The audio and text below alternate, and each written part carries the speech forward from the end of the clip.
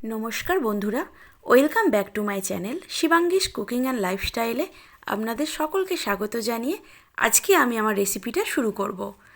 আজকে আমি করছি রেস্টুরেন্ট স্টাইলে এগ কষা। তো চলুন দেখে নেব আমি রেসিপিটা কিভাবে করেছি। এখানে নিয়ে নিয়েছি 12টা ডিম।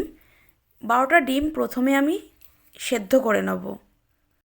ডিমটা সেদ্ধ বসিয়ে আমি মশলাটা জোগাড় করে নিয়েছি। এখানে কেটে নিয়েছি পেঁয়াজ, আদা কুচি আর রসুন। পেঁয়াজটা আছে 3টে মাঝারি সাইজের, আর এখানে নিয়ে নিয়েছি 3টে টমেটো।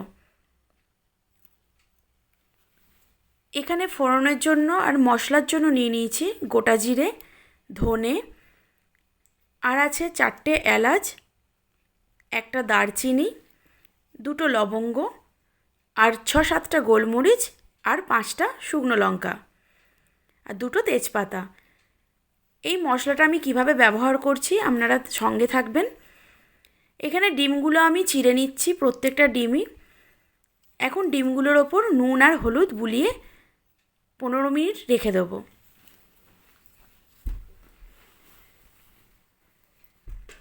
কড়াই বসিয়ে কড়াইয়ে দিয়ে দিলাম সর্ষের তেল। 2 টেবিল চামচ সর্ষের তেল এখানে দিয়েছি। দিয়ে দিলাম গোটা জিরে ফোড়ন, আর পেঁয়াজগুলো এবার ভেজে নিচ্ছি তার সাথে। মশলাগুলো আমি স্টেপ বাই স্টেপ দেব, স্কিপ করে কেউ এগিয়ে যাবেন না। এখানে দিয়ে দিলাম গোটা ধনে। যতটুকুনি পরিমাণ গোটা ধনে নিয়েছিলাম পুরোটাই দিয়ে দিয়েছি। আর দিচ্ছি গোটা জিরে। এখানে যে গোটা জিরেটা নিয়েছিলাম একটুখানি রেখে দিয়ে পুরোটাই আমি ব্যবহার করেছি। এখন দিয়ে দিলাম রসুন কুচি, আদা কুচি দিয়ে ভালো করে ভেজে নিয়েছি। আর অ্যাড করলাম 5টা শুকনো লঙ্কা। এখানে দিয়ে দিলাম কাজু বাদাম।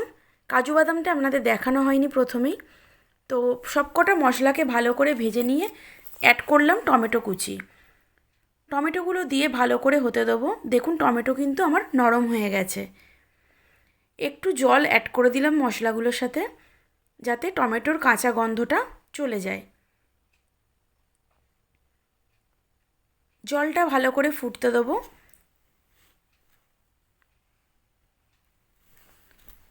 একই মশলা দিয়ে একই রান্না অন্যভাবেও কিন্তু করা যায়। মশলার ধরন যদি চেঞ্জ করা যায় তাহলে কিন্তু রান্নার স্বাদও বদলে যায়।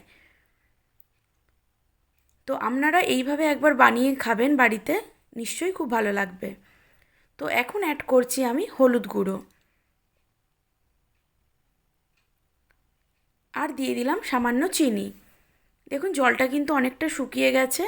আর পরিমাণ মতন লবণ আমি দিয়ে দিলাম। লবণটা স্বাদ অনুযায়ী আপনারা দিয়ে নেবেন। এখন জলটা শুকনো পর্যন্ত অপেক্ষা করব। জলটা শুকিয়ে গেলে আমি একটা প্লেটে নামিয়ে নিচ্ছি। দেখুন জলটা শুকিয়ে গেছে, আমি প্লেটে নামিয়ে নিয়েছি, ঠান্ডা হতে দিয়েছি। আবার কড়াই বসিয়ে তেল গরম করে নিয়েছি, দিয়ে দিলাম ডিমগুলো। ডিমগুলো এবার ভালো করে ভেজে নেব।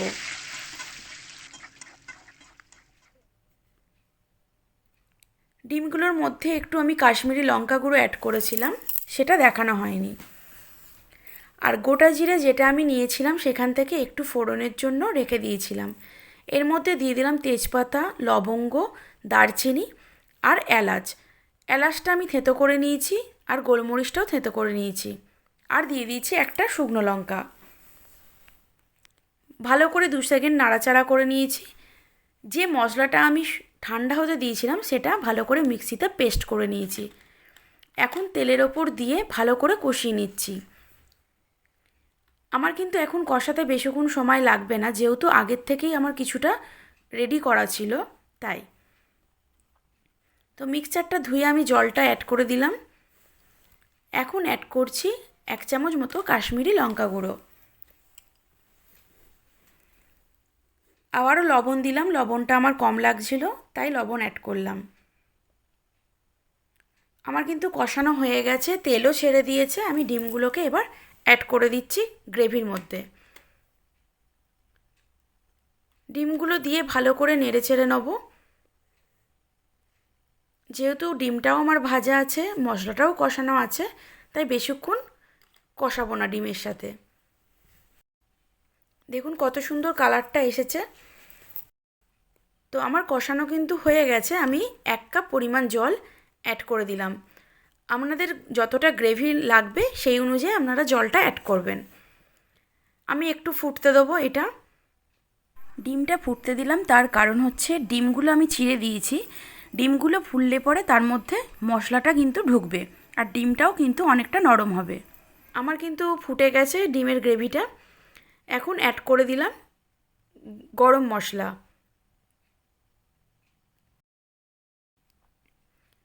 আর দিচ্ছি ধনেপাতা কুচি।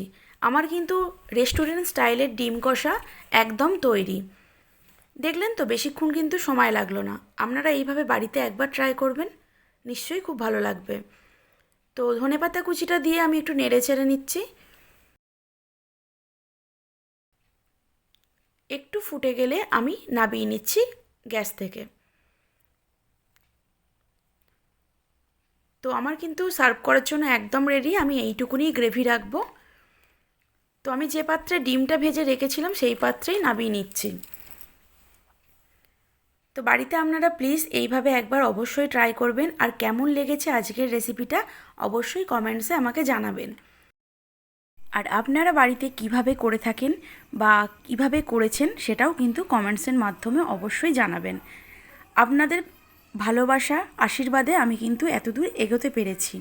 আপনাদের ভালোবাসা ছাড়া এগোনো কিন্তু অসম্ভব। তাই এইভাবেই কিন্তু আমার পাশে থাকবেন আর সাপোর্ট করবেন। আর প্রচুর বন্ধুদের কাছে শেয়ার করবেন রেসিপিগুলো, যাতে আমি আরও দূর এগোতে পারি।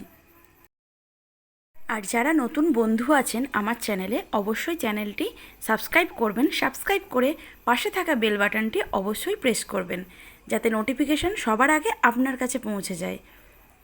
আর লাইক করবেন প্রচুর, আর শেয়ারও করবেন প্রচুর। তো আবার দেখা হবে অন্য কোনো ভিডিওতে অন্য কোনো রেসিপির সাথে। ততক্ষণ খুব ভালো থাকবেন, সুস্থ থাকবেন এবং সবাইকে ভালো রাখবেন। পুরো ভিডিওই সঙ্গে থাকার জন্য অসংখ্য ধন্যবাদ।